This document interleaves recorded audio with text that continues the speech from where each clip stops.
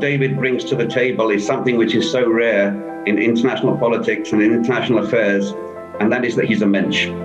He doesn't come with any type of arrogance, complete and utter subservience, I would say, to a cause. I always told my subordinates in the foreign ministry, learn from David. What comes through is his passion for the Jewish community, for the protection of the Jewish community, his passion for support of Israel. David is one of those rare people who has a genuine set of core beliefs that he developed through his own life experience. When you look at David's family story and his mother and father in particular, they are sort of the people he is always fighting for as the CEO of AJC. I think he has taken with him this idea that the Jewish people always need to be in a position to defend themselves, to fight for ourselves, to stand up for one another, but also that we can't be prisoners of our history, that the impossible is always possible, that seemingly insurmountable obstacles can be overcome, that there's always hope.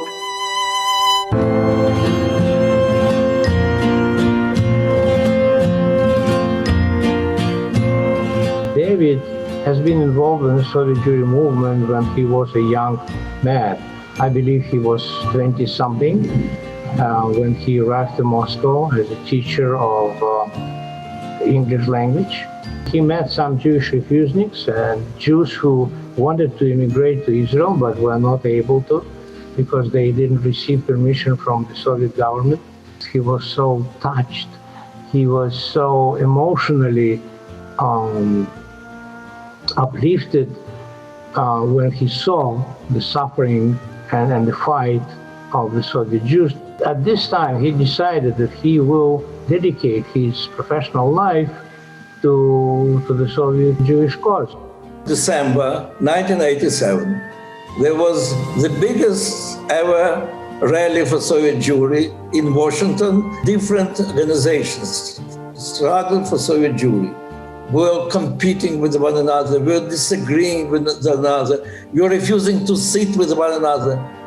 And it is not by accident that David Harris was appointed to be the Director General. David's calm demeanor at the center of all of it held it all together and brought the whole community together with laser-like focus in terms of what we had to achieve and help make that the extraordinary success that it was. I would say the Soviet Jewry movement is his legacy. Belzec was the site of one of the most lethal murders of Jews during the Holocaust, over 500,000 in less than a year. The proper memorial and protection of this site only came about because David stepped forward at a time when no one else was able to take this on and agreed that AJC would complete the project in partnership with the Polish government. And so today it stands one of the most remarkable memorials to be found in Central and Eastern Europe. Let no one ever seek to ignore, deny, trivialize, or underestimate that capacity for inhumanity. Let this be our enduring legacy to those whose lives we mourn in this sacred and accursed place. When Dr. Ali Issa took over as the Secretary of the Muslim World League, we were approached to introduce him to some prominent leaders. Amongst the leaders was David Harris. Now for the 21st century, he is very focused on building Muslim-Jewish relations. في العام الماضي عززنا علاقتنا بالتوقيع على اتفاقية تاريخية للتعاون ضد العنصرية والتطرف بجميع أشكاله. إحدى الركائز الأساسية لهذه الاتفاقية هو التعبير عن تضامننا بزيارة معسكر الموت النازي في أوشفيتس. It was an absolutely breathtaking, memorable moment.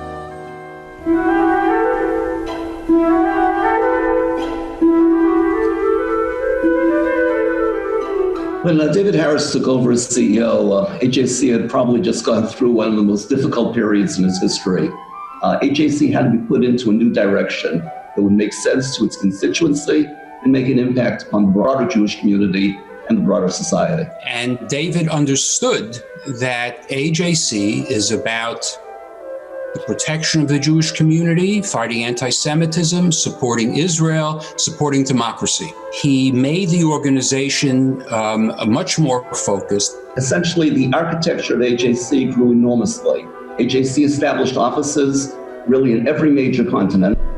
Asia has really come to the fore in terms of global affairs. David saw that and invested the time, effort, and resources to expand our reach throughout Asia. Since Project Interchange has been part of American Jewish Committee, it's grown exponentially. And David has definitely nurtured it and expanded it.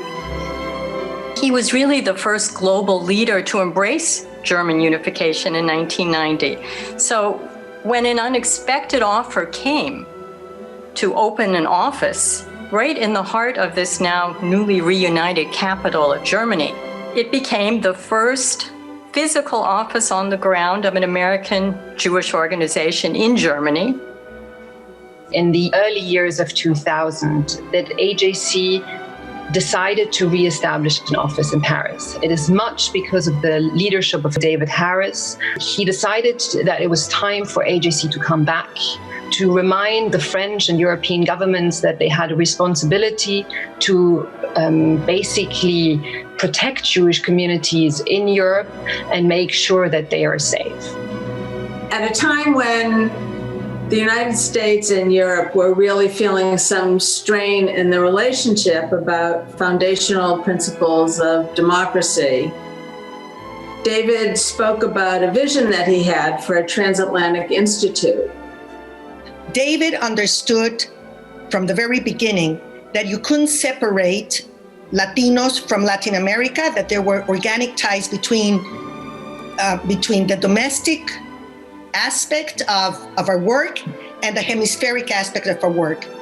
David felt very strongly that in addition to showing how important the agency had been, we needed to be able to project its importance moving forward. And the best way to do that would be to show that there was a new generation of young people who were willing and eager to take the mantle.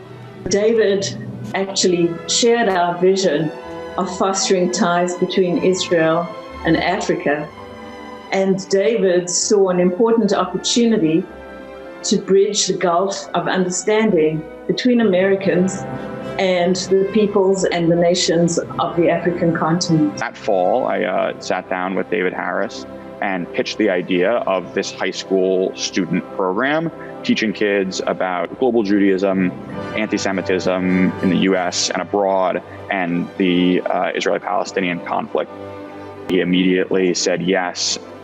Advancing pluralistic values was something that Jews and Muslims had in common. And it was in this connection that David Harris had the vision to advance the idea of bringing Jews and Muslims together. Recognized that the Central European countries had a very different dynamic than the Western European countries, where AJC already had a significant presence. David felt that it was very important for us to have an office there. David had been talking about opening an office in an Arab capital for years, making that Muslim-Jewish relationship and that relationship between AJC and Arab countries one of the main objectives of AJC activity in the 21st century. In August of 2020, the UAE announced that it was normalizing relations with Israel. 2 weeks later, we announced, after consulting with Emirati officials, that AJC would open an office in Abu Dhabi. And it now is a fixture of AJC's international program.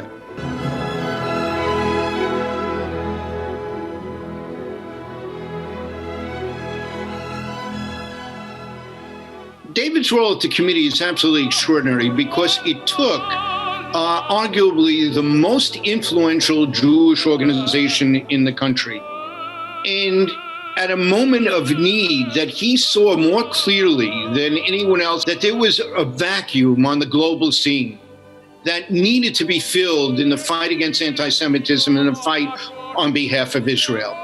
And David's ability to see that, to convince the leadership of the committee it was the direction that it to go to, and then to implement it as artfully, as compellingly, as engagingly as he has done, has really helped shape the history of our efforts against anti-Semitism and on behalf of the cause of Israel across the globe. I'd say, looking back over David Harris's career, that AJC emerged as a global Jewish advocacy organization dedicated to enhancing the collective Jewish endeavor that's been done globally and with enormous effectiveness. To put it simply, when David addressed his first staff meeting, he said, "There's no question AJC does good work. The question is, to what extent does it do essential work?" AJC does incredibly essential work today.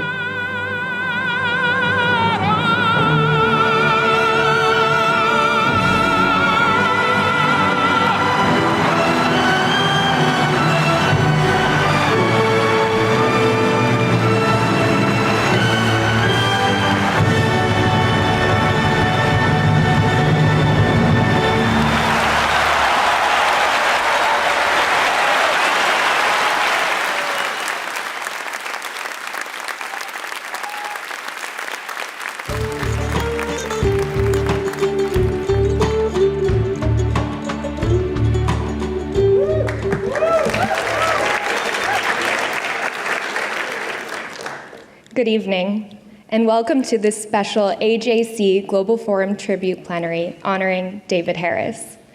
What you just watched is only a snapshot of David's extraordinary impact as AJC's tireless CEO of 32 years and a lifelong advocate for the Jewish people and the state of Israel. How can we possibly pay tribute to David in one program? After all, David's had a profound impact on a multitude of people around the world. He is so many things to so many people: a leader, a proud Jew and Zionist, a brilliant mind, a protector of history, a lover of language and music, a boss, a mentor, a travel companion, a friend, and to the select lucky few, a cousin, a husband, a father, and a poppy. This evening's program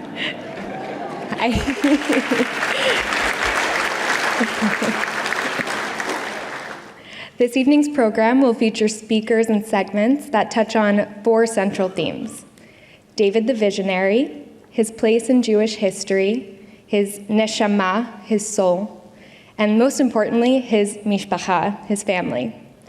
Now, knowing David, I'm sure he wants this plenary to be all within the family, both his personal family and the AJC family. While you will see speakers from both of those important cohorts, you will also see a few surprises along the way. As David sometimes says in Italian, non c'ero ma se c'ero dormivo, which translates to, I wasn't there, and if I was there, I was sleeping.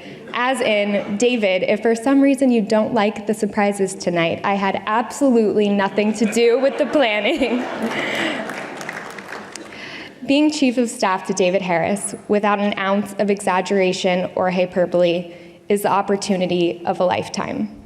I've learned so much from David, not just about diplomacy, Judaism, and history, but also about graciousness, humility, and standing up for what's right. He truly is the foreign minister of the Jewish people, a title he was dubbed by Shimon Peres. But if you've seen David in action, you know it's the only apt way to describe him. I've seen him, without even a moment's notice, give a Shabbat sermon in Russian and conduct hour-long meetings with both the Italian and French foreign ministers without any need for interpreters. To watch David in the company of Greeks and Cypriots is to wonder how much Hellenic blood he has.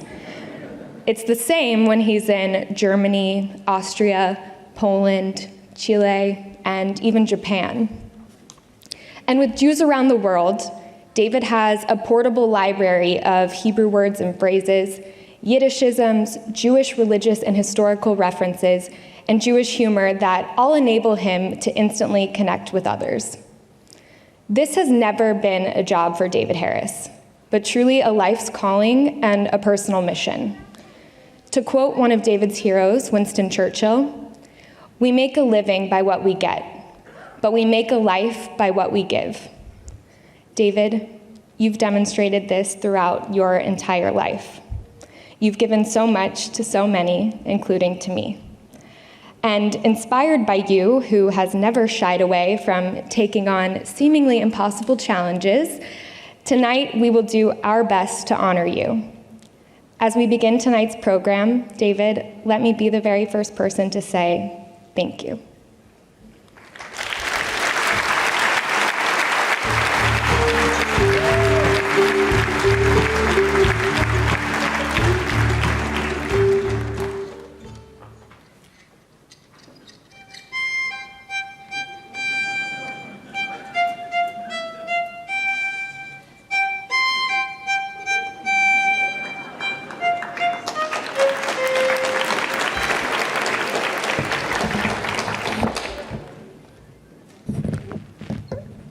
Thank you. Good evening, everybody. As you just briefly saw in this video, David began his lifetime of Jewish advocacy with Soviet Jews. This seminal period in David's life is one of the main reasons why we pay tribute to him today. In 1974, David was among the few Americans sent to Moscow to teach in high school as part of the new exchange program. He often recalls his first visit to a Moscow synagogue on Simchat Torah. He was immensely impressed by thousands of people, mostly young, gathered on the street in front of the synagogue. They knew virtually nothing about Judaism or about the holiday, but they simply gathered to celebrate their Jewishness. David met the Soviet refuseniks and Jewish activists and became involved in their courageous fight. Simply for that crime, he was detained and then expelled from the Soviet Union in December 1974.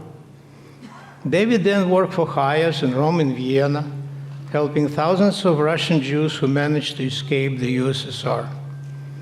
These encounters were a turning point in David's life.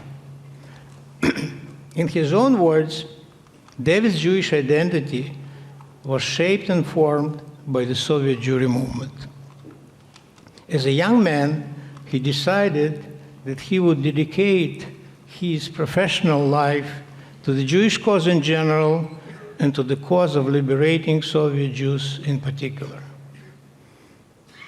There are a multitude of Russian Jews now living across America who remember David's assistance and are grateful and teach their children and grandchildren to be grateful for the opportunity to start a new life in a free country. David worked tirelessly for many years and became one of the most powerful and outspoken advocates for the Soviet Jews and one of the champions of the Soviet Jewry movement. The culminating point for the movement was the rally in Washington, D.C. in December 1987. Reportedly, President Reagan told Gorbachev, referring to the rally, "Let them go." And the Iron Curtain gradually opened. Well, one can say mission impossible became mission accomplished. Indeed, it was a historic moment, and David played an essential role. As a result, millions of Soviet Jews who agonized under the communist rule for generations, including me and my family, were able to leave the country and go to Israel, to the United States, to Germany, and to other free countries. But for David, this was just the beginning. His vision went far beyond the horizon. Later on, when the era of immigration and initial resettlement for Russian Jews was almost over, I and other Russian Jewish activists were looking for a partnership with the American Jewish establishment to seek a vision for our community. David Harris and Stephen Boehm, among other leaders, opened AJC door for us and welcomed us as partners. David's vision was crystal clear: to build bridges between the Russian Jewish community and to integrate them into American Jewish life. For David, the mass immigration from the Soviet Union was not the end of history, using Fukuyama's term.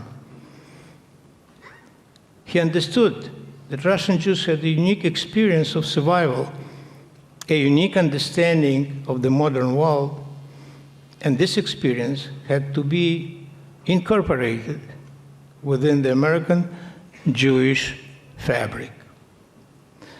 As a result of this vision, AJC created its first ever Russian division in 2003, for which I have proudly served since then. I and my family are the product of the Soviet Jewry movement. I managed to escape Moscow in 1990 after being a refugee for 10 long years. I'm deeply thankful to David and to thousands of American Jews for making this possible. Dear David, centuries will pass. The dust of history will settle down, but the glorious story of liberating Soviet Jews will be written in stone, will be studied in schools and universities. And generations of Russian Jews will remember the 20th century Exodus. David, this is your legacy. We will never forget.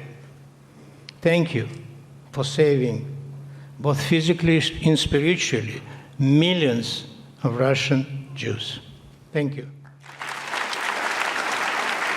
Thank you.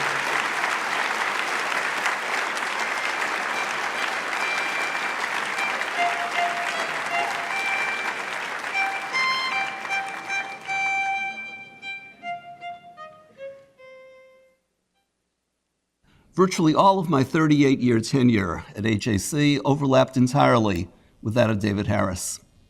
Prior to David's becoming CEO in 1990, AJC was experiencing its own, quote, time of troubles, budgetary shortfalls, lay staff tensions, lack of program focus, and little sense of priorities. The 1989 annual meeting, known today as the Global Forum, attracted but 200 participants to its centerpiece annual dinner. And a past AIPAC executive director even took to the pages of the Washington Post to decry AJC as the, quote, weak sister among Jewish agencies in terms of pro-Israel advocacy. To put it plainly, the agency faced severe challenges and at best, a very uncertain future.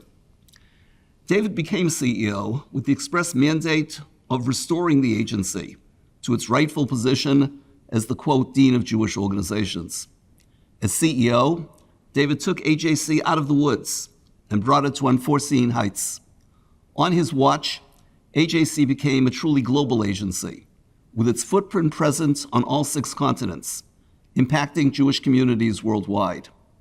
He cultivated decades of AJC diplomacy that led to immeasurable impact on the Jewish people and the state of Israel, including, notably, efforts throughout the Arab world that have recently borne such remarkable fruit in Arab-Israel relations.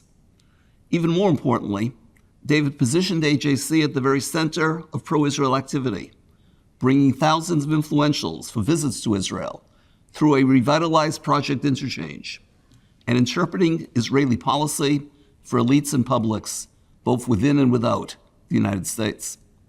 In turn, Israeli governments, whether left, right, or centrist, turned to AJC as confidant and advisor, dedicated to safeguarding and enhancing the special U.S.-Israel relationship.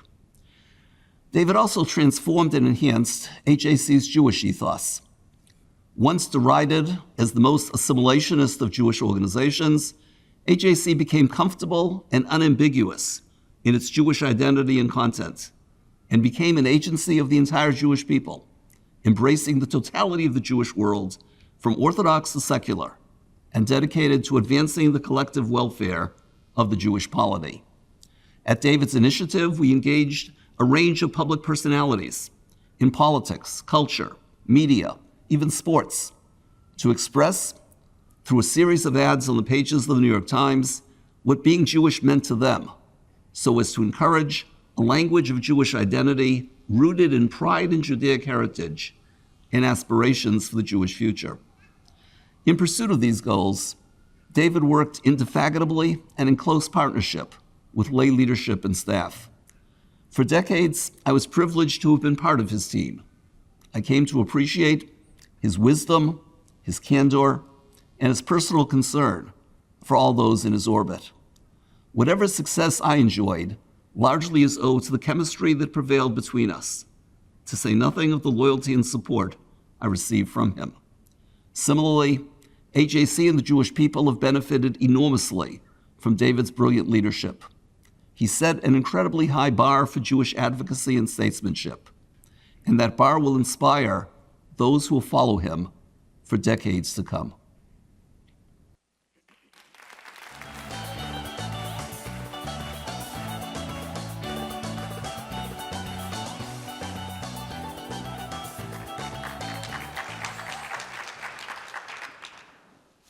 In today's Jewish world, we talk a lot about this seemingly growing cohort of young American Jews who are growing disillusioned with what they call the American Jewish establishment, including organizations like AJC.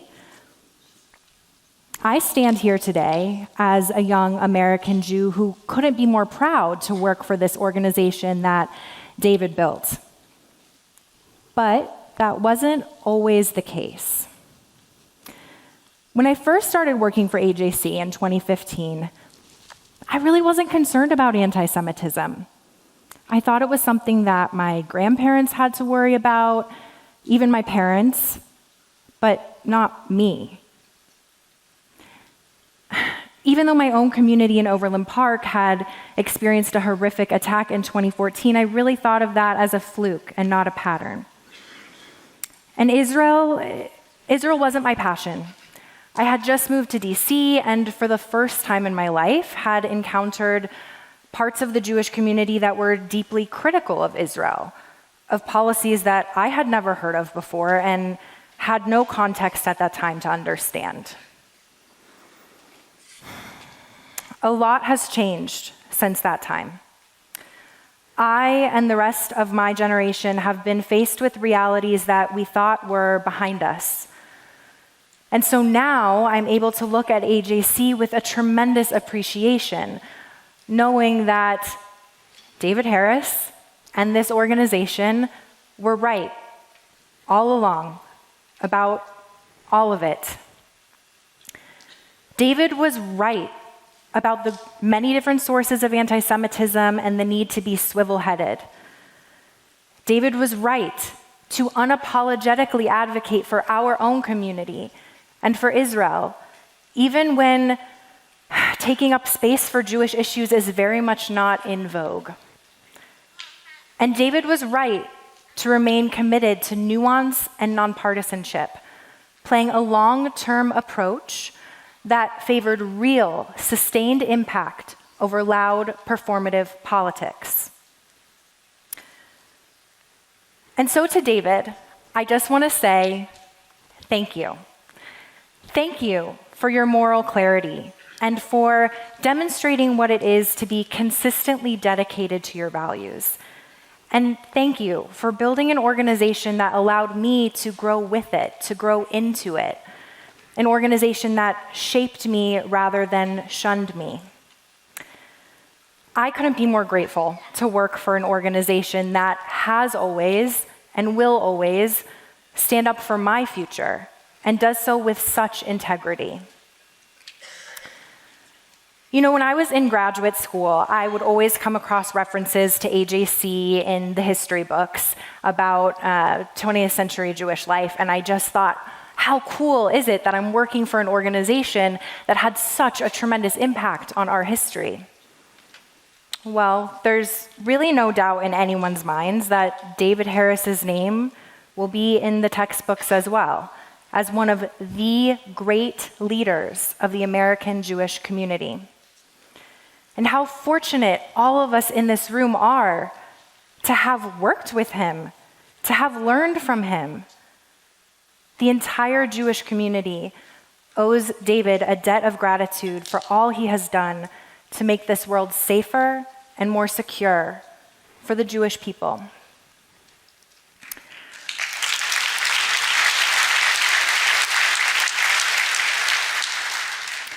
Look, no one can replace David Harris. But he built an organization that has trained generations of Jewish advocates to carry the mantle that he created. And I know we will all do our very best to be worthy of it.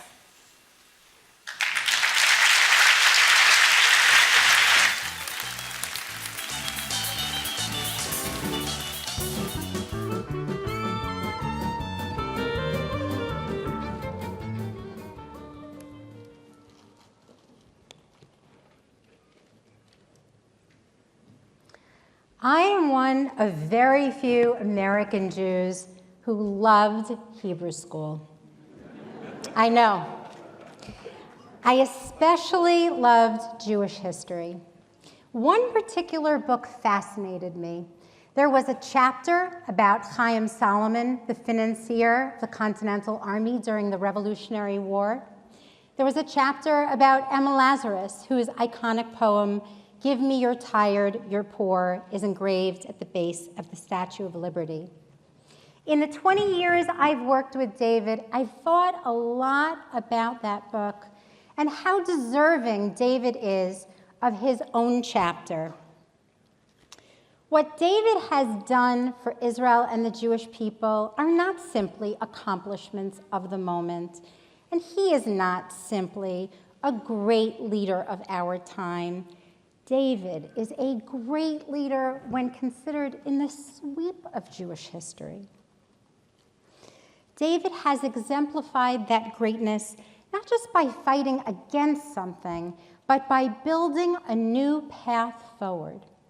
David is the the father of global Jewish advocacy. He created a way for Jews to be heard by those who make the ultimate impact on our lives and on the condition of our Jewish brothers and sisters around the world. David is a great leader because he is unafraid to stand up for what he believes in, and he creates the opportunity for the rest of us to do the same. One of the most poignant examples is in the aftermath of the Amia bombing in 1994. The Amia building was the center of the Jewish community in Argentina.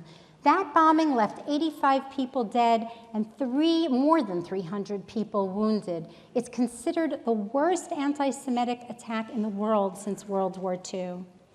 Under David's leadership, AJC was on the ground in 2 days to stand with a mourning, shaken Jewish community and to put pressure on Argentine officials to find those responsible.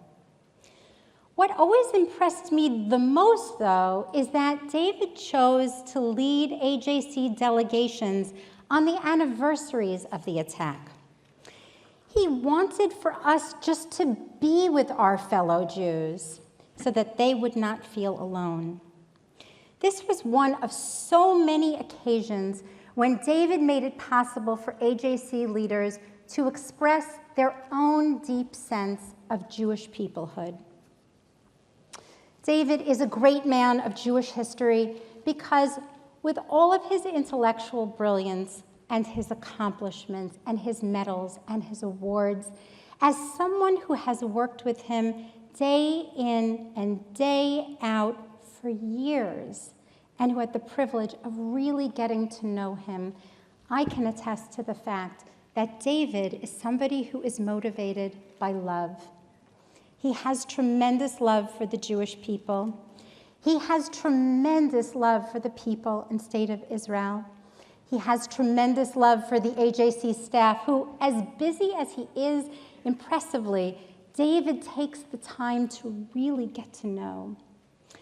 He has tremendous love for all of you. And if you have spent any time at all with David in the last several years, then you know that he has tremendous love for his family. And I want to address this to his family. Not an hour goes by that he does not mention one of you with affection. I want to conclude in the best way I know how, and that's a Jewish way. You have all heard the blessing, Birkat Hamazon. It's the, did I say Birkat HaKohanim? I'm sorry, Birkat Hamazon is what you say after you eat. Sorry about that. I want to talk about Birkat HaKohanim. This is the blessing that was recited by the high priest when we had a temple in Jerusalem. This is the blessing that's recited by Jewish parents, including my husband and I, every Friday night for our children. It is also a blessing that people say at a moment of transition. And so this blessing carries all of my and all of our wishes for you, David. Yivarechecha Adonai v'yishmerecha. May the Lord bless you and watch over you. Ya'er Adonai panav elecha v'yichunecha. May the Lord shine his face toward you and show you favor.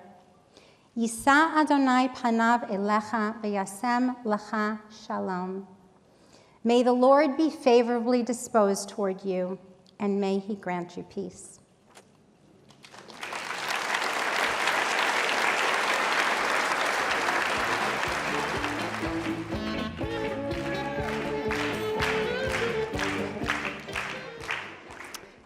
David looms large in my life. He has, since I met him at 22 when I was a student from Germany studying in the United States. I had my mind set on doing an internship at AJC, which I perceive to be the most influential and certainly most internationally minded American Jewish organization. I was lucky enough to come on board, and I've been part of the extended AJC family ever since. I come from a family of fairly Gnostic parents and a not-so-Gnostic Jewish step-parent. The Jewish story had always fascinated me, filled with so much terror and pain in Germany, but also brimming with history and meaning and ritual. And I'd yet to find my own entree, and at 22 was very much trying to figure out who I wanted to be. And we all know how impactful a good mentor can be at that stage. Enter David. David opened to me a whole world of what Jewish expression could look and feel like. He'd built an organization with so much Jewish spirit. David and the incredible AJC staff exposed me to the large Jewish tent of Jewish political advocacy, religious affiliation, connection with Israel, always paired with that unbelievable drive for impact and change for the Jewish community and beyond. It certainly helped that AJC had a key focus on Germany, which interested me for obvious reasons in its major diplomatic work. And so I was totally hooked. I learned so much from this man. I really, really did. He's the hardest worker I know. And when he wasn't traveling or in many meetings, he would still take the time to come and sit down with us young staff in the late afternoons and talk, but more importantly, listen, because David truly believes in young people, in that they have important things to say, in that they're capable, and in that they have to be empowered. And I was like a sponge, soaking up his encyclopedic historical knowledge, his unbelievable attention to detail, his no-nonsense approach, his wit and his wisdom. Sometimes, on the way into a room, he would lean over and ask me how to pronounce the name of the Japanese foreign minister or the Hungarian opposition leader we were about to meet with, giving me a heart attack every single time. But boy, did I learn a lot. And while David might be the most skilled diplomat in any room, and no offense, I do think he is, sorry for anyone here, what makes him truly great is his passion for the Jewish people. When I first saw him dance the hora late one night at a global forum many, many years ago, surrounded by Jews from around the world, I got it. And when you see him with his beautiful family, you certainly get it. His inspiration is the joy of being Jewish. With each day at AJC, I became more committed. I too wanted to help build a more secure and joyful Jewish future. And I wanted to build my own Jewish family in the process. Today, I'm very lucky to have just that amazing Jewish family. And I'm equally lucky to co-lead one of Germany's largest foundations in fighting anti-Semitism, standing up for Israel's place in the world, and fighting for a more resilient democracy in the digital age. And I can say with certainty that I wouldn't be where I am today had it not been for your tremendous mentorship, David. You believed in me, you challenged me, you pushed me into the spotlight when I didn't think I was entirely ready. Still today, I often think, WWDD, what would David do? You taught me to think big when, in my German ways, I tried to think up a million reasons why something couldn't or wouldn't work out. Come back with a vision, you said. The details we'll figure out together later. You taught me that there's always a fitting Winston Churchill quote, and that rhetorical pauses can often be so much more effective than long strings of words. By observing you, I understood that one can have seemingly the weight of the world on your shoulders and still keep your good humor. To always be in it for the long haul, and to never take your eyes off the prize. But my single most valuable connection with you, David, has been your absolutely infectious love of Judaism. You've been with me on my most meaningful Jewish milestones. My Gior, my official conversion to Judaism, officiated by my good friend and former colleague Noam Marens. Hi, Noam.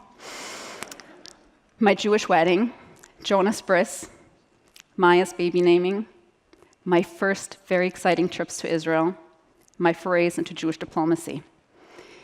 You've been there on my happiest days and also on some of my hardest days. And I just want to say thank you. Thank you for everything I was able to learn from you. Thank you for... I'm getting all verklemmt.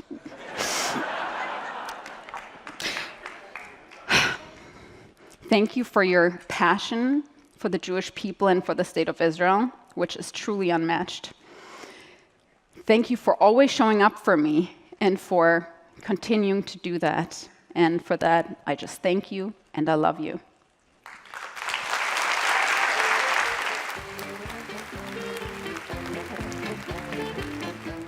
Well, before I begin, I want to share with you a letter that we just received a few minutes ago from President Biden.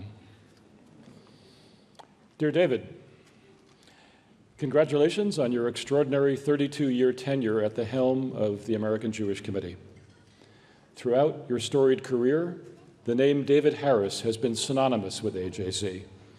Members of the Jewish community are safer wherever they live. Our nation's relationship with Israel is strong, and AJC is positioned to address any global challenges facing the Jewish people in the years ahead, due in no small measure to your leadership. As you reflect on your career, I hope you take great pride in all of your achievements. Your work leaves a blueprint for future generations to follow, embodying the timeless Jewish concept, L'Dor Vador.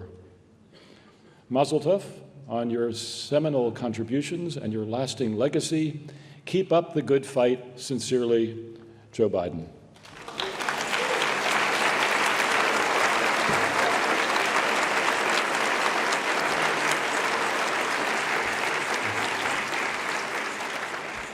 David reminded me the other day that I was his first major hire after he became CEO of the American Jewish Committee. We've had a long ride together, going on 31 years. You'll understand if my reflections on my boss display a certain bias, but I think this bias is a common condition. It afflicts all of us. Lay leaders and staff colleagues, political figures across the United States and in dozens of foreign capitals, counterparts in other civil society organizations, investors in the cause of defending the Jewish people, scholars and journalists, religious figures of our own and other faiths, and everyday citizens too, the serving people in a favorite restaurant, the devoted driver in Israel, whose children's lives there's somehow room in David's brain to keep track of, the tour guide at a mosque in Abu Dhabi, the student mesmerized by one of his lectures, the retiree with whom he never loses touch. Because, and here's the essence of David, even as he strides the world stage and confers with and is sought out by the great and the powerful, at his core, he takes things personally and connects with people personally, connects with them sincerely, forms lifelong friendships, is present in their lives, in so many hundreds, even thousands of lives. Over the years, I've been privileged to sit with David across from Nelson Mandela, two presidents of France, the foreign minister of Russia, the prime minister of Greece, the king of Bahrain, and American secretaries of state, and countless other world leaders.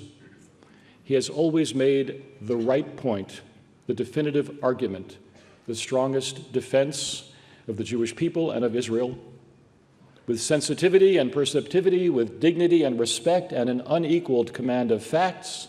He is advocacy personified.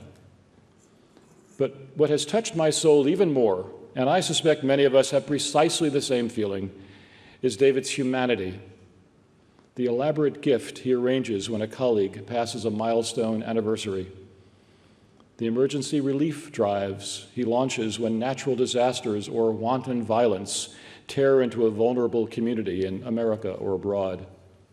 Showing up, putting other responsibilities aside so he can show up at a memorial service for victims of a racist attack on Muslims in Germany.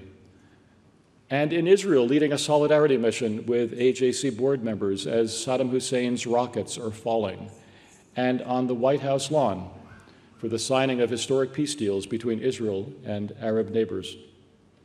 But also showing up again and again where there are no cameras, where no history is being made, in my case, to be very personal, at the funerals of my mother and father, and at my and Esma's wedding in Washington, but also at who knows how many other weddings and funerals, brit milahs, and bar and bat mitzvahs, award ceremonies, retirement and anniversary parties of other AJC staff and board members and Jewish leaders from around the world.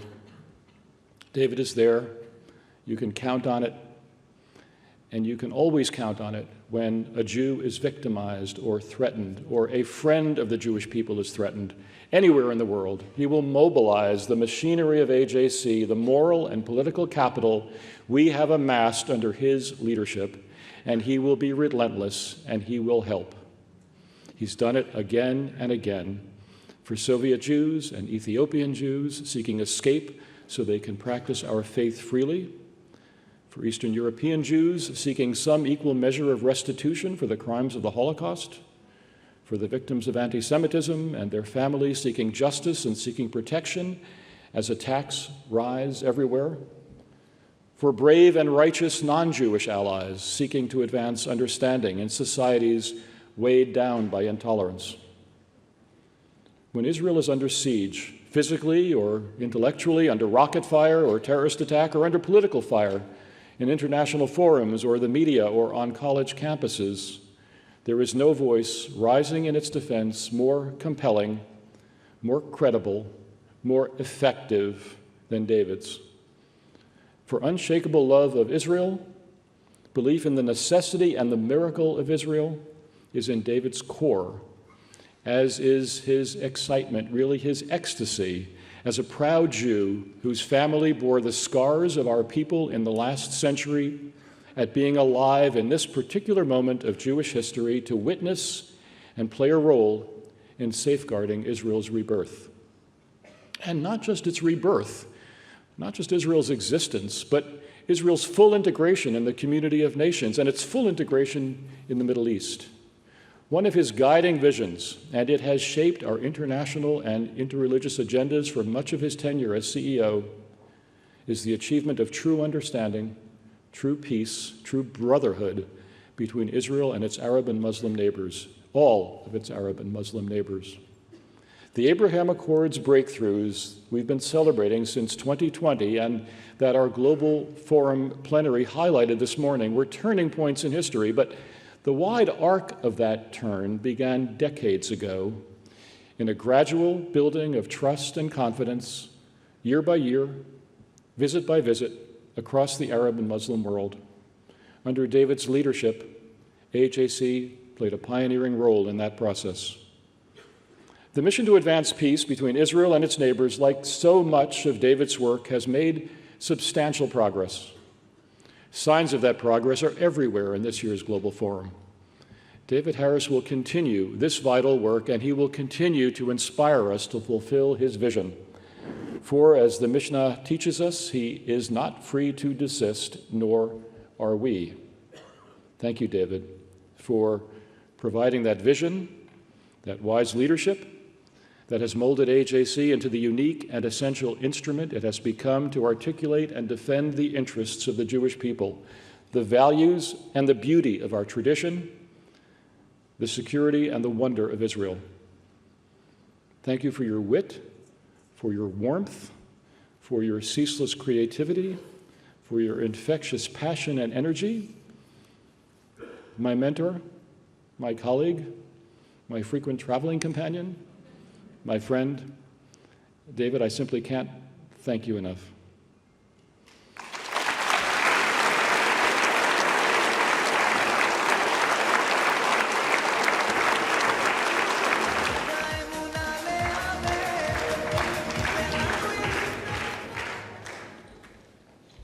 Good evening. In October 2018, on my third international trip with David as his chief of staff, we, together with a group of AJC leaders, traveled to Germany to mark the 20th anniversary of AJC Berlin, a milestone of particular importance to David. But on the last day of the mission, David's beloved mother, Nellie Harris, passed away. At the time, I didn't know David as well as I do now, but I did know how much his mother meant and still means to him and his family. In the AJC Berlin office, we began to discuss next steps and arrangements, but we didn't have much time. David was scheduled to give closing remarks to the AJC mission participants just a few doors down the hall. I, of course, asked David if he wanted to bow out, but the thought had never crossed his mind. David walked into the room where the participants gathered and spoke powerfully about the significance of AJC's history of involvement in Germany, takeaways from the visit, and why it was so important that we had all gathered to be part of this occasion and traveled to Germany. All were captivated by David, who did not let on in the slightest that his life had just changed forever. He left for New York only after his work was done. It was at this moment that I first understood that, for David, being AJC CEO isn't a job, it's a calling.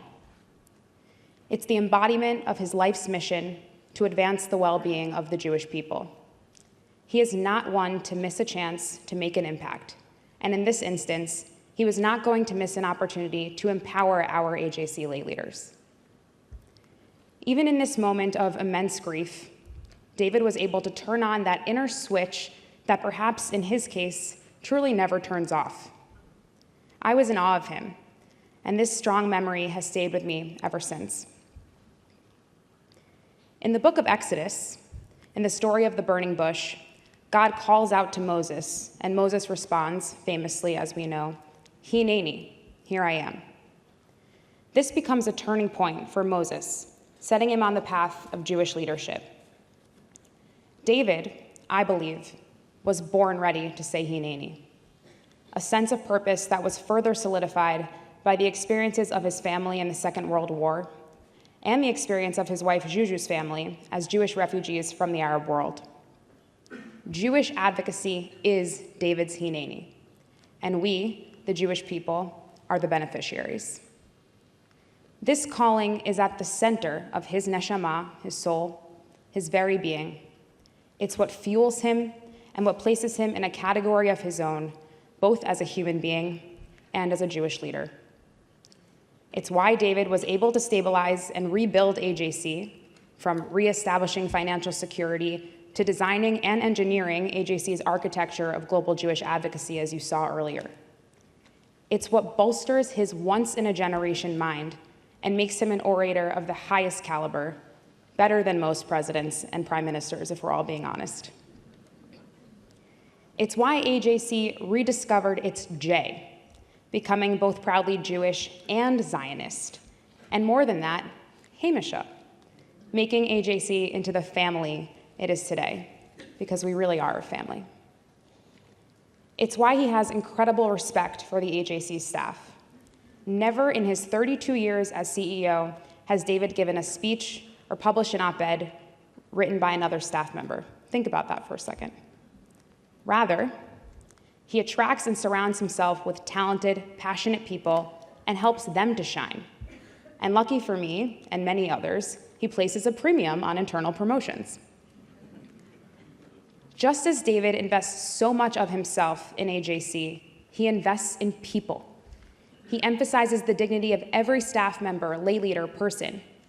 It's why he could probably get up on stage right now, scan the crowd, and recite the names of everyone's parents or grandkids, perhaps where they went to college or high school, among other facts of life. It's why every email gets a response, many of them between the hours of 2 and 4 a.m., because when you are born ready to say Hineni, apparently you don't need much sleep. It's why David embodies courage. Intellectually in life, the easiest thing to do, as we all know, is to just go with the crowd. But David has always been authentically independent, centrist, nonpartisan, never shying away from taking on those on the left or the right, with his values and principles as his constant guides. And in true David fashion, he challenges all of us to do the exact same thing. And then there's physical courage. As Jason mentioned, whether in the former Soviet Union, Ethiopia, or Israel, David's calling to protect Jews is why, more than a handful of times, he has put himself in harm's way to assist and stand in solidarity with fellow Jews. David's calling to Jewish advocacy is why he has changed the lives of so many and given new focus and meaning to so many lives throughout his career. In particular, he's inspired countless young people who have had the opportunity to meet with him or see him speak and witness his pride in the joy of being Jewish, in the Jewish people, in the wonder that is the state of Israel. In fact, fresh out of college at the age of 22, I heard David speak for the very first time in this auditorium. I still remember turning to my aunt during the event and saying, "Wow, so this is why you talk about David Harris all the time." It's why working for David will forever be the best job I ever had, and undoubtedly the most incredible learning experience of my life. David, I will forever be indebted to you. Thank you for being my mentor, a second father, for modeling graciousness, for constantly teaching me what it means to be a leader, for demonstrating how to live by one's internal compass and moral code, and for giving us the gift that is working for AJC. Even though I never had the privilege of meeting your mother, I know that she is here today through you and your entire family, and I'm grateful to her for giving us the gift of you. On a lighter note, David, I promise to try my best to never assume, to always remember that leadership is about making decisions and that hope is not a strategy. I also promise to remember what's important in life, which is, of course, family, but also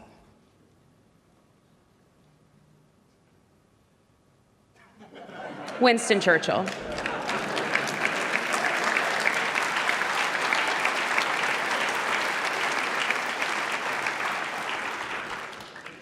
And most importantly, finally, I promise to do my part to carry on your legacy, L'Ador Vador. From the bottom of my heart, David, Toda Rabba.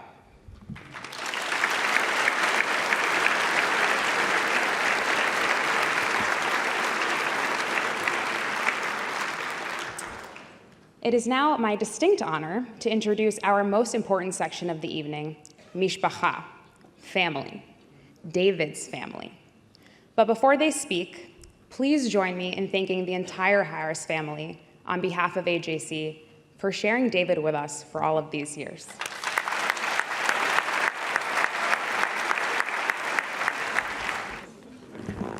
First of all, this is not in my speech. After all these nice things said about David as his wife, I think they should have invited me to do what they say, to roast him.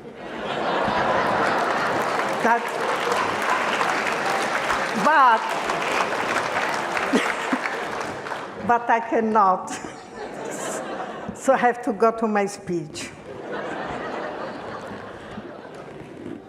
Okay, hello everybody. Truth to be told, I have never been present or even heard a speech given by spouses when her husband retired.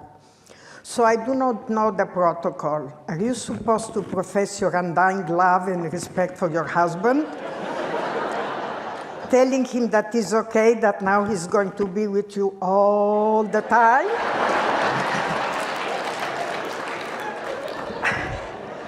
I still do not know, but in my case, given how long David has been in AJC and how I do not think there is much I can say that you don't already know, I decided to go outside the box and talk instead about my own relationship with David and AJC. For those who might remember my only other speech 16 years ago when you honored David for the 100th anniversary, if you recall, at the time I had called David a bigamist. I remember saying that David had two families, ours composed by me and our 3 boys, and the other being AJC. The facts still stand, except this time I decided to call this relationship ménage à trois.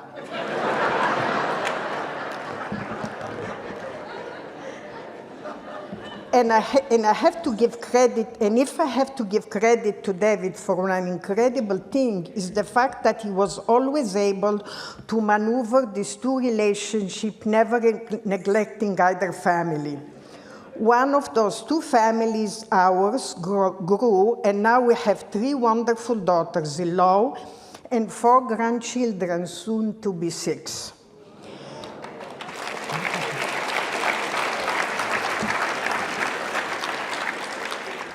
David still takes 2 grandkids to school most morning and goes downtown to visit a 3rd grandchild after work. As a grandfather, David still behaves like when he was a father. His family is the most important thing in life. And now that our 3 boys have become fathers, I see the same commitment to their spouses and children that they saw in him. About our ménage à trois, I also have to say that I have rarely felt neglected or being put in second place, even though, and just because the truth shall be said, there was one time when I felt that David had put AJC above my needs. And believe me, there wasn't any love I had for this organization at that time. To the contrary, it took me a while to get over it. I remember when David was offered the job of CEO 32 years ago. At the time, I was the happiest I could be with our 3 young sons in Potomac, a suburb of Washington, D.C. Our place was idyllic. People from all over the world lived close by, and it was the first time I did not miss my family or home. I remember begging and pleading to please stay in Maryland, and I still remember David telling me he had asked the organization. By but a lopsided vote, the Executive Council responded that I could not be done, so we needed to move to New York. There is an Italian proverb that says, partire è un po' morire. To live is a little bit to die. And that is how I felt at the time at the idea of moving. But we had to move to New York, and we went to a suburb called Chappaqua, which was the exact opposite of our quaint area in Potomac. That was a very difficult time for our family, and I honestly wanted nothing to do with this organization. So much so that our younger son, Josh, who at the time was hearing me complain all the time about our move, and together with his 2 brothers happened to agree with me, the first time David took him to visit his new office as CEO, apparently told the staff, who then reported to me, that his mom should have been the CEO because she was much smarter. Of course, the fact that the kid was only starting kindergarten at the time did not help my case much. But the truth of the matter was that David ended up literally saving this agency, and he needed to be in New York in order to do that. It took me a while to get used to the suburb of New York, but I finally understood that he had no other choice. He also had the foresight to know that our marriage could withstand this crisis and my dislike for the move, while also understanding that AJC simply couldn't afford a faraway CEO in those troubled times for the agency.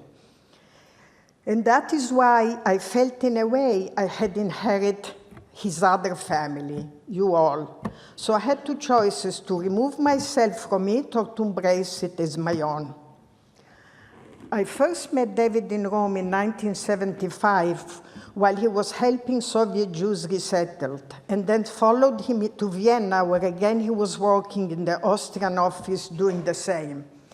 And even though, like most other couple at the beginning of the romance, we were taking romantic trips and discovering each other, I also had to go very often with him to visit the new arrival from the Soviet Union, be in Rome or Vienna, or meeting them in Israel, where they landed from the Soviet Union on some ungodly late nights in Ben Gurion Airport, or sit for hours listening to David speaking Russian, a language I did not speak or understand. But it honestly took me to that moment and that dramatic moving from Maryland to finally understand even more his passion and what I could only call a mission or a calling, which was not always easy to live with. But maybe because I ran away from an Arab dictatorship and I understood the consequences of being a Jew without any help from the outside, or even worse, without an Israel, I felt that maybe our encounter and union were not a coincidence, but a fate. I needed to respect his mission, but most importantly, I really believed in it too. And this is why when Iraqi Scud missile began flying over Israel in 1991, and people there were wearing masks, and our 3 boys were still very young, he still decided to go to Israel immediately as an act of solidarity. Even my sisters who live in Israel could not understand him. But that is who David is. Our boys knew it, I knew it. And so I became an AJC devotee, almost by osmosis. I also had no choice. David was always oversharing with me. For example, every new office he decided to open around the world, or any new project or program he decided to implement, was the consequence of his morning runs, which he did and still does 7 days a week. So between every new office David conceived around the world, there were the same routine: Berlin, Poland, Singapore, Japan, Brussels, Abu Dhabi, Paris, Rome, all of them. And this was the routine. I am the typical morning grouch. I need my coffee before I can even remember my name. David wakes up, shaves, brushes his teeth, is always in a very, very annoyingly good mood, and then goes out for his morning run. Then, on those occasions, he will come back all sweaty and come to try to hug me. Juju, I had this idea on my run. I decided to propose an office in Brussels. I will call it the Transatlantic Institute, blah, blah, blah. And this was always my very wifely, loving, supportive answer. Get away from me, you are all sweaty. And please never ever talk to me until I drink my coffee. Every single office David opened during his years as CEO, and every single new project or program he envisioned came after this running routine. But then, as the children grew older, I started traveling with him, and I saw firsthand his accomplishment. Furthermore, and just as an example, when I started traveling with him in places like Japan, it all began to make sense. In Japan, for example, his trip started when the kids were very, very young, and I saw how his relationship with the Japanese government grew steadily at the same pace as our kids grew. Both our 3 kids and his relationship with Japan grew almost contemporary, slowly, day by day, with patient understanding and never ever losing sight of the end goal. And in every trip I took with him, I saw the results of relationship built through years and years, always with the end goal to help the local Jewish community and always trying to create a strong bridge with Israel. There is a lot more that I can say, but I say at the beginning, AJC and I are very old friends. Most of you know already all of this. So in conclusion, I know that David is leaving in your hands an incredible, well-oiled, and deeply respected organization. I know many of the staff and lay people here as if you were my own family. I travel with you or saw you locally, so I feel that I can say this to you. I know that you will protect AJC. You will do it for the sake of democracy, but most importantly, because Jews all over, and Israel in particular, will never stop needing defenders, and this is you. I love you all, and thank you for letting me join you on this incredible journey. And by the way, and for the record, David still comes home from his morning walk in Central Park with new ideas and undiminished passion. So stay tuned. Thank you.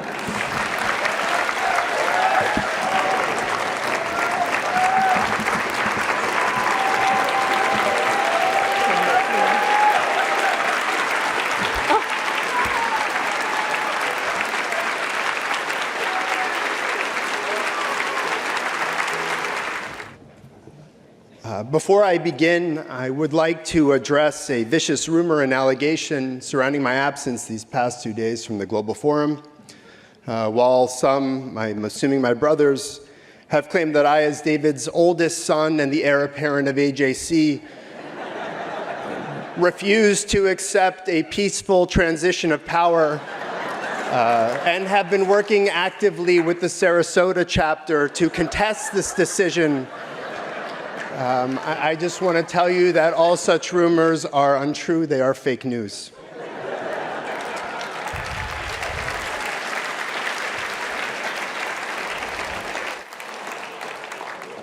In truth, I was home in bed with the flu, which gave me a great opportunity to binge watch David Harris speeches Yes, for those similarly inclined, YouTube can transport you to David Harris at the Ukrainian border, David Harris at a salmon dinner in Atlanta, and of course, David Harris at Ochi Day. After watching hours of my dad, or I should say decades of my dad, I was really born into this organization and with so many of you. I wanted to share a few observations about my father. As you all know, my dad has his wonderful quirks. Let's call them David Harrisisms. You know, doctors the world over have still been unable to verify his allergy to onions and garlic. It's an ongoing mystery that I know Len Schaefer and Stan Bergman have their teams working around the clock to understand, and we really do appreciate that. My dad does have a Winston Churchill for any moment. He keeps his iPad on his belt like a superhero, and he's quick to tweet or send an email to Jillian and Belle. There is no hour of the day where my dad will not order waffles at a diner. And he, as the Army commercial says, and as my mom said too, does more by 9 a.m. than most people will do an entire day, actually an entire week. Walking, swimming, eating Cheerios, getting out his best ideas, and being with his grandchildren. I can attest to all of that. And after watching my dad's wonderful, powerful, humorous, and never with any notes speeches, I just wanted to share some of the things that I take away as his oldest son. The first is hope. Always hope. From Durban 1 to rockets landing in Tel Aviv, you never lose hope.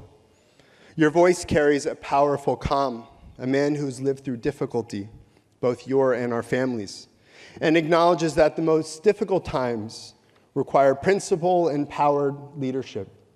Someone to stand up, someone to speak up, and to pull and push us along, and to know that even in the darkest moments, there is always light.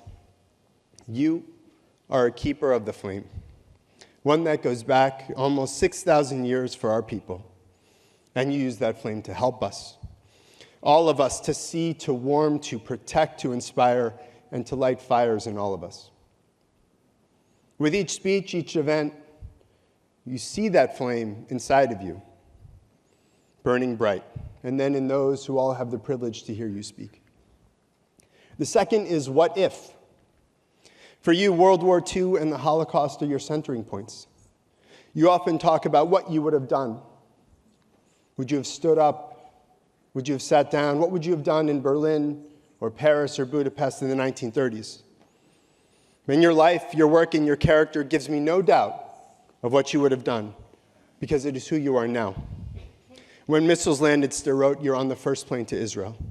When the Russians move in on Ukraine, you are immediately at the border. When a synagogue is bombed or a church is burned, you are there. When anyone questions who you are, you just get prouder. Without question, without hesitation, you are there, always there. The last and most important is family. There's not a talk, no award, no set of remarks that doesn't anchor you in our family. An ancestry that touches Libya and Spain, Babroisk and Moscow, Berlin and Budapest. You are a link in a chain, and you were the first to truly have options over your identity.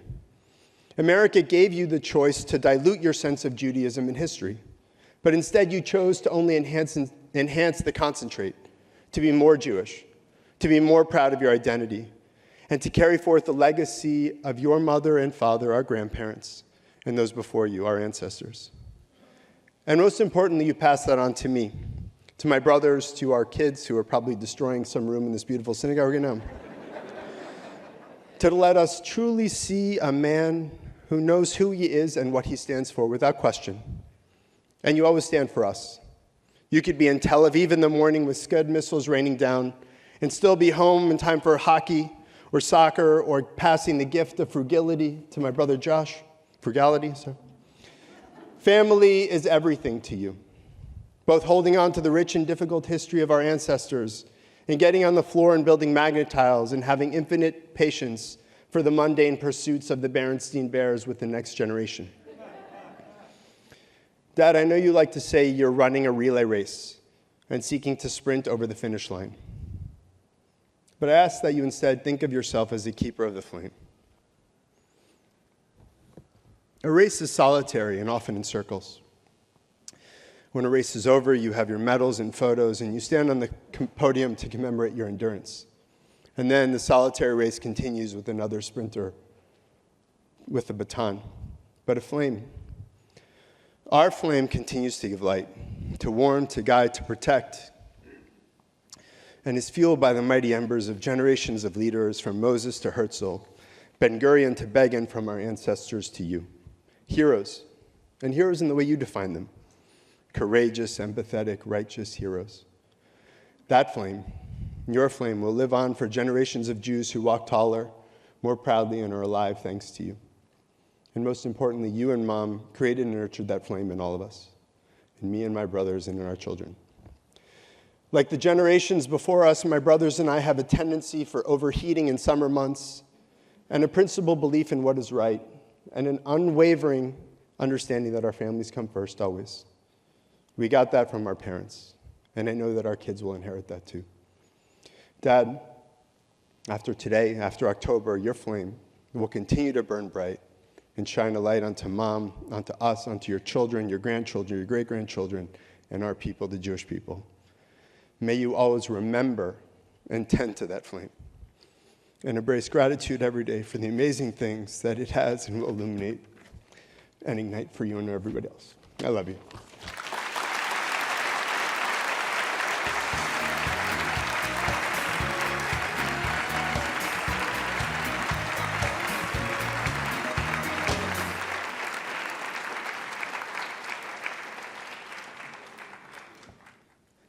Hello, everyone. I'm Michael, also known as Mishi, also known as the doctor. Mom, thank you for all the continuous publicity. I'm so pleased that we could all be here today to celebrate my dad. It means a lot for me to see all these faces I've known my entire life. As I reflected on what I wanted to say today, two things became abundantly clear. My speech would be short, given the long list of distinguished speakers, and it had to be better than both of my brothers. Though Danny's was really good, so we'll see. I went through a lot of possible themes, talking about my dad's unparalleled sense of humor, which if you have not been privy to, consider yourselves lucky, all of his accomplishments, which I knew others would mention, or his polyglot abilities, which helped him get my mom. As I've gotten older, though, I realized that there are a lot of things I took for granted about my dad or just considered standard, but in actuality are far from normal. In fact, they're extraordinary. Growing up, I thought it was an average Wednesday night to host 150 German military officers at our house for a meal. Only later in life did I realize my dad's foresight in terms of the importance of Israel-German and Jewish-German relations. This is yet another way he seamlessly merged his AJC family with his immediate family. Even though we always knew our place, three young little Pishers in Brooks Brothers suits, we were never made to feel out of place. And for that, I thank my dad, the AJC family, and my grandmother for clothing us in style. Somehow, miraculously, my dad managed to attend more of my soccer games than any other parent, even the ones who did not travel for work. He would do a 36-hour trip to Japan and come straight from the airport to the field, smelling of sashimi, but exhilarated from his brief time in one of his favorite places. He never took an extra day to sightsee or explore a new town. If he wasn't working overtime for the AJC mission, his mission was his family. And my dad always showed up. Jet lag be damned. I was under the impression for much of my life that all adults really love their jobs. It turned out my sample size was very small, because it's actually just my dad who really, deeply loves what he does. He feels it in his kishkas, and I think for him, that's why work has never felt like work in the conventional sense. I have since come to learn that lots of people, in fact, don't love their jobs. And I'm sure my dad had days where things felt bleak, but despite the many challenges that Israel faces, or the ongoing plight of Jews worldwide, or the occasional issue that arises running a large nonprofit organization, my dad has remained hopeful. He's always believed that the force of good would ultimately prevail. He never succumbed to cynicism, disillusion, or losing focus. And that included and still includes never giving up on his eternal quest for the perfect slice of pizza. As a kid, we always thought of the hotel minibar as merely decorative. We would never think of taking anything, though I would have sold my soul for those gummy bears. To my dad, the very idea of putting an additional charge on a work trip was unthinkable. I just assumed that everyone's father was a Boy Scout or a great global citizen who consistently followed rules and lived with honesty and integrity. My dad has a strong set of unwavering ethics and principles that go well beyond the minibar, but he is rock solid in his belief in right, wrong, and overpriced snacks. I could go on and on about how lucky I feel to have you as my dad, but I guess the common thread here is that I'm always deeply proud of you. The work you do, the way you live, the cause that moves you. I feel I hit the jackpot getting you as my dad in this life. You have instilled in us all a very strong work ethic, a clear sense of right and wrong, though the verdict is still out on my brother Josh, but I think he'll be okay. And the importance of being passionate about whatever we are doing. I know how much you admire, Dad, and respect figures like Winston Churchill or Jan Karski for their moral courage and clarity. How lucky am I that my hero is actually my dad.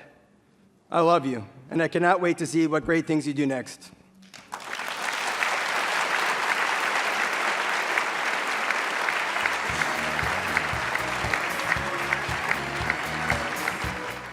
Hi, I'm Josh, the youngest son.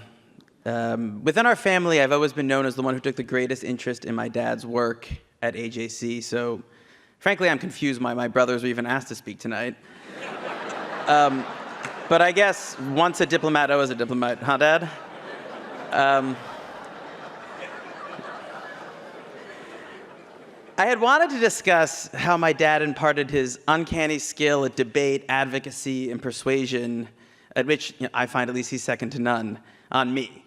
Then when I couldn't even convince my brothers to cede me their time, or convince my mom that she needed an English-to-English interpreter, I decided maybe to go another route. In fact, to be honest, this is all a little awkward for me because this is one of the very few times my dad hasn't written or very much helped me write a speech, or anything I've ever written since I was born.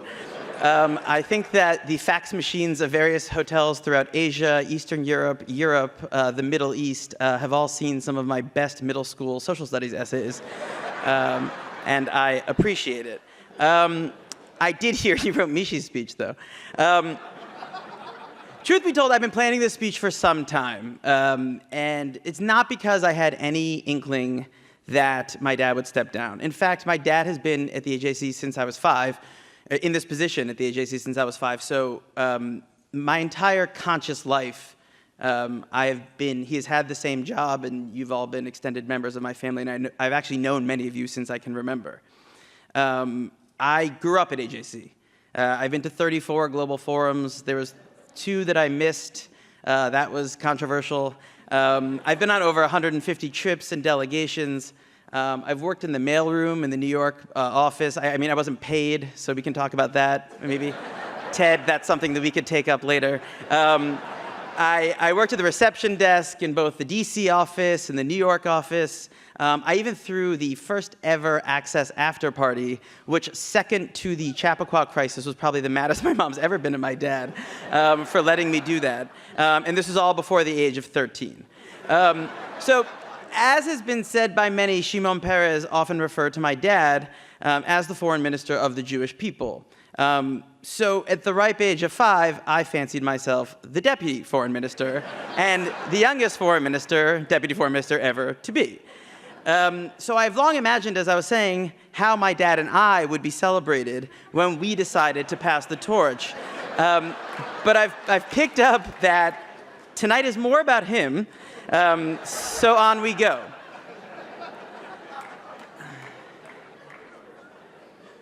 One of the fun parts of being an adult has been actually running into my dad in professional settings, which probably he thinks is funny and I think is sort of exciting and terrifying. And it is cool, though. And we were recently at a pretty serious dinner where my dad was one of the featured speakers, and he was debating someone, and one of my colleagues next to me after the dinner said, "Wow, growing up with him couldn't have been a picnic, huh?" And I said, "Actually, no, my dad's the best," which I don't think I'd ever said out loud before. And so, yes, I'm saying it here. Hi, Dad. You're the best. And I actually do mean it. And then I sort of thought to myself, well, why do I think that? And I guess I always took my dad's position for granted. And my brothers referred to this as well a little bit. But when I look around at my friends, and myself, my family, I can't imagine the conviction and the courage it took for him to take a slightly different path than most of the people around him, especially at a young age. Going into a life of Jewish advocacy after college, when you're a 6'2", guy who likes basketball, who went to Penn and went to Franklin School, which he denies is now Dwight, is not a conventional path for most, New York kids. And so, instead he chose to dedicate his entire professional life to things that made all of us safer and better, and without necessarily having any of the immediate upsides that, all of us or many of us view when looking at careers or other things. Instead, my dad chose to fight tyranny everywhere. He chose to fight to ensure that what happened to his ancestors didn't happen to others, including his family. He chose to fight to make sure that people all over the world remember that Israel exists as a long-needed backstop for the Jewish people, which after the Holocaust we should not have to apologize for and should not be a taboo subject. As a father myself now of a 1-year-old, I find myself looking at him, wondering if this is how my dad felt when he looked at us. How can I not fight to ensure the safe being of my own family, let alone the well-being of others, and do my best to prevent history from repeating itself? Until now, I didn't have to worry much about it because I always had the reassurance of knowing my dad was doing that all for me. And to be honest, a world without David Harris at AJC does scare me. But as he's always said, this is a marathon, and we understand and accept the importance of carrying the baton and passing it forward.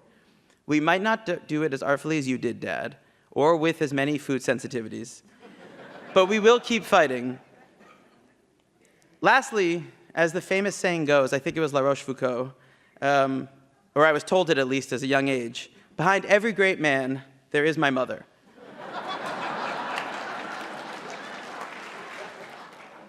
I think I would be remiss for me not to thank her as well. She kept us grounded. She didn't let us prank heads of state from my dad's cell phone, though we tried. She did have a long, unfortunate pocket dial with the president of Cyprus that lasted for months, that I believe required UN intervention or something. But that was her, not us. And for frankly being a wonderful partner and creating a wonderful family home when we weren't necessarily the house next door. Dad, you're a mensch. I think that's known. I think we probably didn't tell you enough that growing up, and we probably didn't realize how important it is what you were doing and how important it is for all of us. But we've taken those lessons and we've internalized them, and we will do our best to take even a sliver or the best we can of what you have done and carry it forward. I love you. Thank you all. And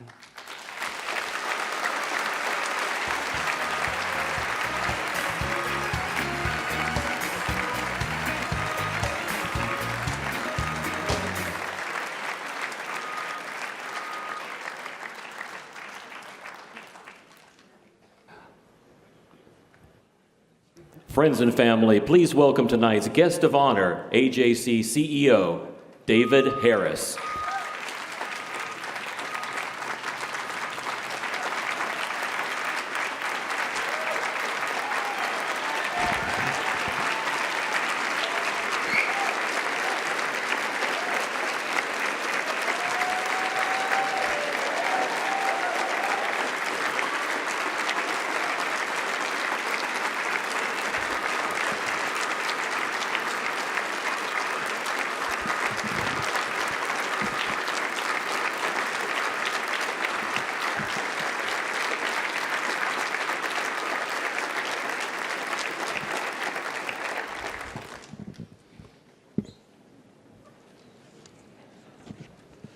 Just FYI, that is a false alarm on the fire alarm. You can ignore that. I think I've just experienced the intersection between a bar mitzvah and a funeral.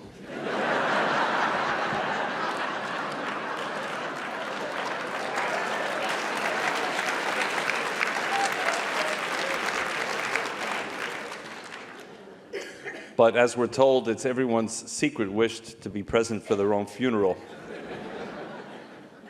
to know who's there and who's not, who spoke and what did they say. I got a wonderful sneak preview.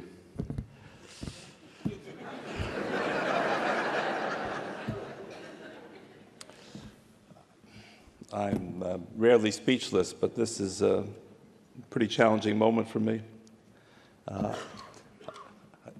As I hope you understand, I had absolutely nothing to do with what you just experienced. Nothing. Belle and Jillian consulted with MI6. I assume the Mossad and others to put this all together. Kept it from me in huddled meetings and stopped talking whenever I approached. So a huge shout out to you, Belle Yoeli, and to you, Jillian Laskowitz.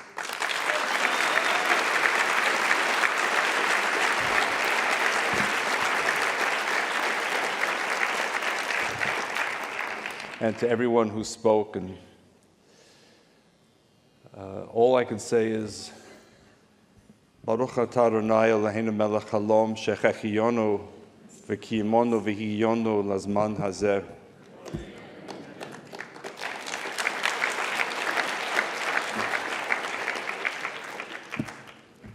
Thank you, God, for keeping us alive, sustaining us, and bringing us to this very special day for me.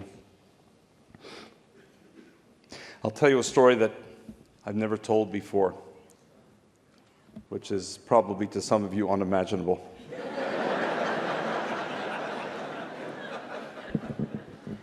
Shrub Kempner is now saying to himself, "Try me, Harris."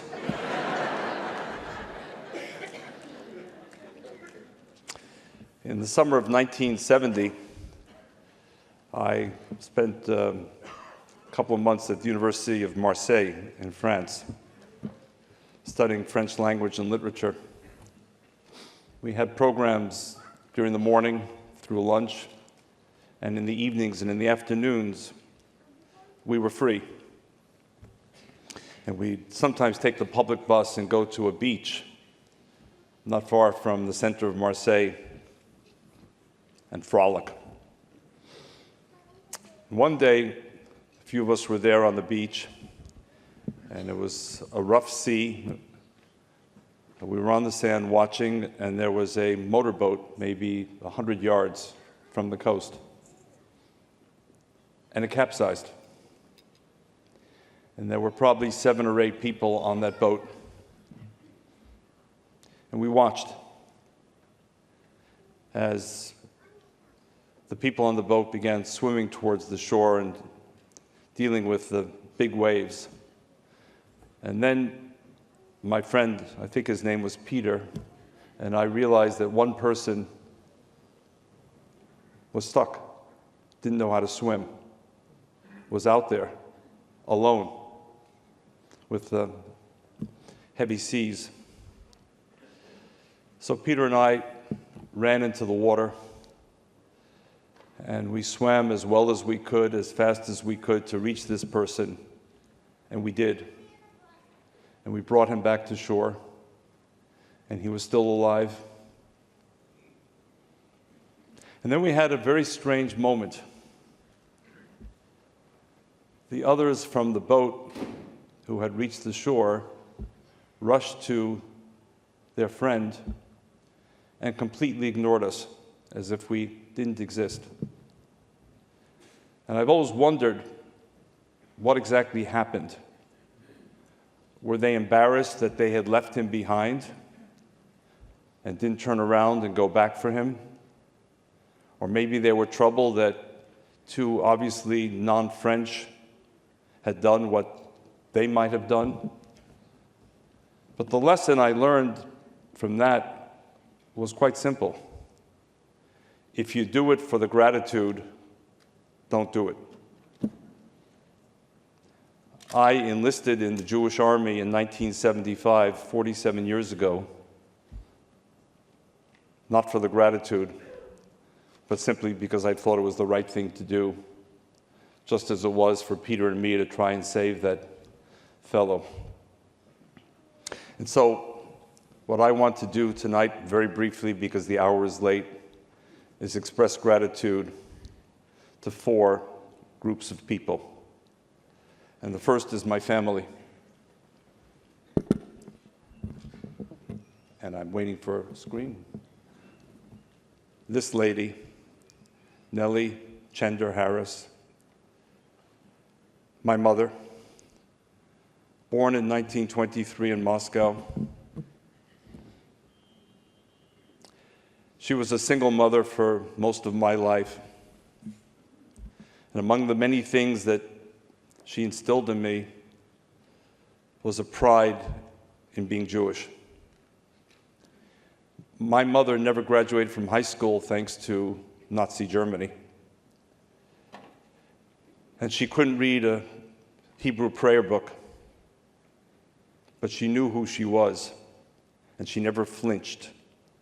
Not from the communists, not from the Nazis, not from the Vichy, and not from what she encountered in this country too often, a total indifference among Jews to being Jewish. Almost a kind of ridicule, a cynicism. My mother held her ground, and she taught me to hold my ground, apart from being a great-grandmother.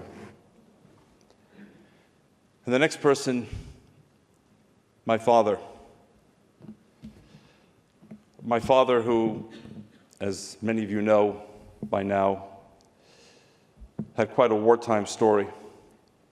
And what I learned from him was, if he could only give me 1% of the courage that he showed over 12 years in fighting the Nazis, I would say Dayenu. A courage which I actually saw in 1960 when we as a family oddly had to move to Germany 15 years after the war.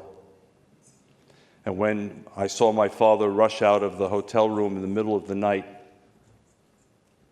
and confront a group of those in the beer hall singing Nazi songs. One man by himself, never thought twice about how many there might be, whether the police would protect him or not. That was my father, until the very end. He stood up. He didn't mourn. He didn't weep. He fought. He fought. 10 parachute jumps behind enemy lines. After 3 years in a Vichy labor camp in Western Algeria, from which he escaped on the second attempt successfully with a bullet wound through his ankle that had never been properly treated. And then there are 2 more people that I want to acknowledge tonight. You may not recognize them. They're the parents of my wife. Without them, I would never have met my wife. The biggest gift of my life, my wife. And you saw why tonight. Her father, David, was in an Italian fascist camp during the war. One of the stories that's less well known about Jews in North Africa. And her mother, Esmeralda, whom I knew much better, exemplified for me something that too few American Jews grasp: a visceral, organic Jewishness that digs deep into her soul. When Danny was bar mitzvahed at our Reform synagogue, Harriet Sharei Tefillah, not far from where you live, Esmeralda was there. When the rabbi opened the ark, to his astonishment, my mother-in-law rushed into the ark to hug and embrace the Torah scrolls. The rabbi said, "I knew you were Jewish, but so Jewish? In a Reform synagogue?" But that was who your mother, my mother-in-law, was till the last day of her life. A visceral, authentic, proud, non-negotiable Jew. And with it came an authentic love of Israel and Am Yisrael, the Jewish people. And who could not be blessed by 3 wonderful sons, 3 terrific daughters-in-law, grandchildren here and grandchildren to come. I'm a very blessed person. The second group of people that I would like to thank are 3 people that, again, only very few of you, Rick Berkman, Henry Dubinsky, Bob Grease, Shrub Kepner, will recognize. Jane Silverman, I hope you're here in the audience. Ira Silverman, my predecessor, the person who was most responsible for my coming to AJC. I said, having met Ira first when he was an admissions officer at Princeton, and later when he chose to work for AJC, I want to be him. If he's going to work in the Jewish community, there's a place for me as well. Selma Hirsch, who was then the associate director of AJC, who was the definition of elegance and eloquence, and who believed in me when I certainly didn't believe in myself. And Sholem Komeh, who was the president of AJC, Bob Goodkind, you'll remember that well, in 1990, who took a bet on a then 40-year-old who had 0 management experience, 0 interest in the job, a job I ran away from. But Sholem believed in me, pursued me, convinced me, and here I am. Unfortunately, they're no longer here, but they're the main reasons why I chose this path. And ever since, I've been blessed by the extraordinary gift of an unbelievable staff. You've heard a lot about it. I won't dwell on it. And an amazing lay-staff partnership. And as you've heard me say before, if I start naming names, the people I mention will forget that I mentioned them. And the people that I don't will never forget that I didn't. So trust me when I say an amazing staff, a joy to come to work to every day, and an unbelievable lay cadre. And then there's a third group. And it all began with this story that you've now heard from Sam Klieger. I went to the Soviet Union on a kind of lark. It was a government-to-government exchange. It was the moment of détente between Nixon and Brezhnev. They were picking 6 teachers from the United States to go, and we had to speak Russian and also teach English and American culture, and somehow I qualified. These were my students in school number 45 in Moscow, but the people I connected with were Soviet Jews. And Sam referred to that Simchat Torah. I remember taking the subway from school to Arkhipova Street, where the then only synagogue in Moscow was, and saying to myself, why in the world am I going to a synagogue on an obscure Jewish holiday that I never celebrated in New York? But I was told, go. And I stood at the top of Arkhipova Street, which ironically, for those of you who know Jewish history well, intersects with Khmelnytsky Street, the 17th century Ukrainian responsible for the deaths of hundreds of thousands of Jews. And I stood there and I looked down, because it was sloped down, and I saw a street filled with thousands of Jews gathering, dancing, being. And I remember being transfixed and beginning to cry. Jews were alive. The Kremlin had failed. Their efforts at cultural genocide were defeated by the Jewish spirit of millennia. And there they were. And I joined them. And my life changed on that day, because I became a witness. I became a witness to the oppression that Jews experienced. In the next slide, these brave Jews who knew in advance that if they protested, they would be arrested. They might be sent to the gulag, they might be in solitary confinement, they certainly would lose their jobs, their families could be punished. But remember that extraordinary Iranian lady we honored earlier today, who said they tried every trick in the book to shut me up, and I wasn't going to allow myself to be shut up. So they held signs like the first one, we want the right for an exit visa. The second one, let us go home. Atpustiti nas domoy. Where was home? Israel. And the third one, we demand reunification with our relatives in Israel. They, unlike me in New York, paid a heavy price for wanting to be Jewish. What was it about them that I needed to learn? And in the ensuing months and years, I learned something profound. I learned that I had been robbed or robbed myself of my Jewish heritage. I was externally Jewish. I knew I was Jewish. I knew my parents' story. I didn't know a whole lot more.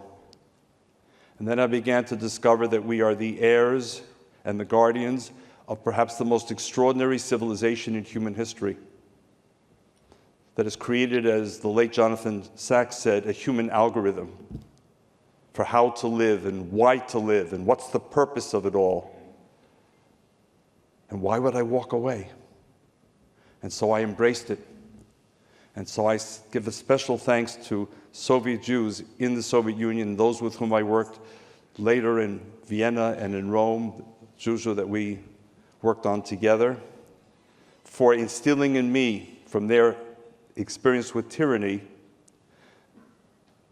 the neshama, the soul that had been denied me by my own volition here in the United States. And finally, the word that every audience wants to hear. The last one. Why do I do this work? I do this work because of them. Because every time I go to Israel, we go to Hakiria. We go to the defense ministry. And we're going to see some minister or deputy minister or general. But every time I enter, I see these young, beautiful, young men and women, 18, 19, 20 years old, who, given a choice, would much prefer to be picking between Harvard and Yale, or Florida and Florida State, or Michigan and Michigan State, which obsesses our children at ages 17 and 18. But they're picking between Sayeret Matkal and Sayeret Shaldag and Givati, where my daughter-in-law Noga served for 2 years, and Golani and Sayeret Duvdevan and all the others. These beautiful young children who believe strongly enough in the necessity of a Jewish state to willingly put their lives on the line each and every day and disrupt what otherwise could be 4 years of study and social life and Greek life and sports, because they believe in something bigger than themselves. It's for them. It's for them because my dignity has been restored by them. It's for them because the rebirth of the state of Israel has transformed the essence of being a Jew. We are no longer beholden to the will of the majority.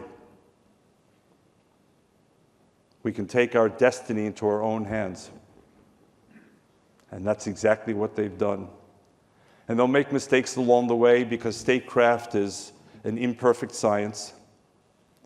But at the same time, for me, what defines the state of Israel are these young people. Because I know that not only will they serve with honor, but when they leave, they'll go on to change the world. And in the 21st century, the world needs Israel no less than Israel needs the world. So thank you to them. Noga, thank you to you, your father who served in the Army, your mother who served in the Navy, to your entire family, to all who serve and defend the flag of the State of Israel. So I said finally, I meant it. All I can say at this point is thank you for the privilege of this amazing journey. Ted, I wish you all the success in the world as you embark on your own journey with this organization.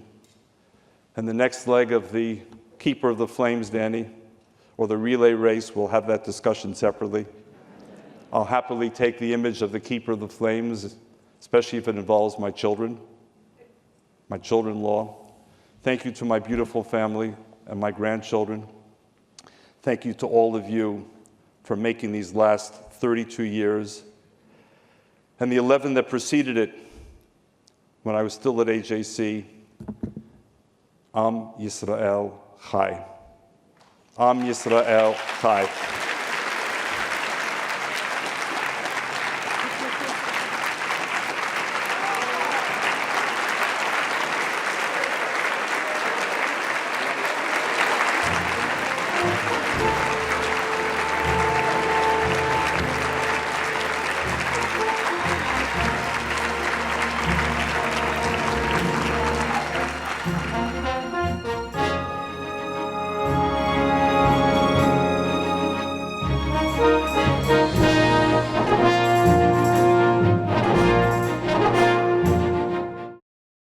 We would be pleased to send a complimentary DVD of this program to anyone who wishes to support JBS with a tax-deductible gift of $36, double high or more. Simply visit the JBS website at jbstv.org and click on the Donate button to make a donation by PayPal or your credit card. And please indicate the program for which you would like a DVD. Or you can send your tax-deductible check to JBS, Post Office Box 360, Stamford, Connecticut 06904. Or you can call the JBS Pledge Line at 833-MY-JBS-TV. That's 833-695-2788. And again, please remember to indicate which program you would like to receive with our compliments. We thank you for your kind support.